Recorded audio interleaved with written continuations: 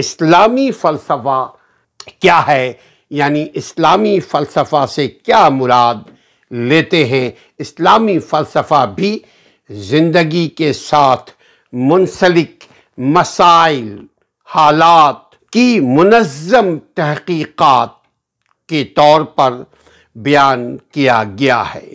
کائنات، یہ دنیا، اخلاقیات اور تہذیب و تمدن وغیرہ کا فلسفہ عالم اسلام میں پیش کیا گیا ہے۔ اب فلسفے میں حج یقیناً عبادت ہے، مگر اس کو اگر ہم دوسرا پیرہن دیں کہ حج یقیناً عبادت ہے، اس عبادت سے ہمارے زندگی میں کیا تبدیلی آ سکتی ہے، آئیے دیکھتے ہیں۔ حج کا سیاسی پہلو، چونکہ آپ جب کہیں رہیں گے تو رہنے کے لیے ضروری ہے وہ کوئی ملک ہو، پہاڑ کے چوٹی پہ، بلندی پہ، جنگل کے اندر تو نہیں رہیں گے آپ، پانی کے اندر جا کر نہیں رہیں گے۔ ہاں، اگر رہیں گے وہاں پہ بھی تو وہاں کے بھی قاعدے قانون کے مطابق رہیں گے۔ تو حج کا سیاسی پہلو ایک عظیم الشان فقیہ کے قول کے مطابق حج در عین حال کے خالص ترین اور عمیق ترین عبادت میں سے ایک عبادت ہے۔ اس کے ساتھ اسلامی اغراض، اسلامی مقاصد تک پہنچنے کے لیے حج بہترین وسیلہ ہے۔ روح عبادت خدا پر توجہ کرنا، اللہ پر توجہ کرنا، روح سیاست یعنی خلق خدا پر توجہ کرنا، سمجھیے گا۔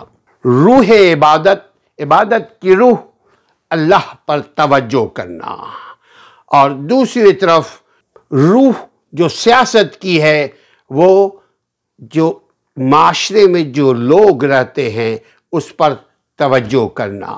اور یہ دونوں چیزیں یعنی روح عبادت اور خدا پر توجہ کرنا، روح سیاست یعنی خلق خدا پر توجہ کرنا ہے، اور یہ دونوں چیزیں حج کے موقع پر ایک دوسرے کے ساتھ متحد ہیں۔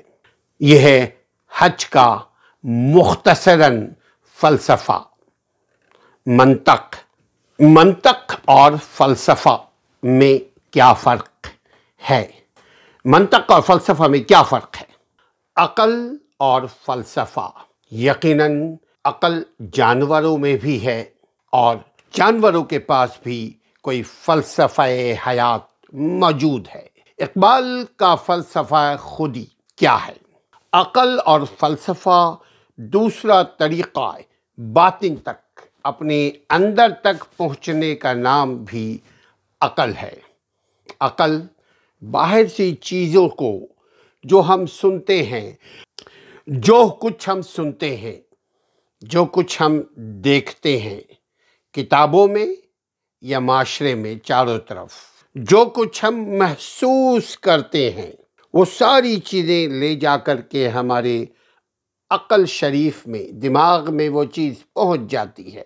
وہاں سے جا کر وہ اسکروٹنی کرتا ہے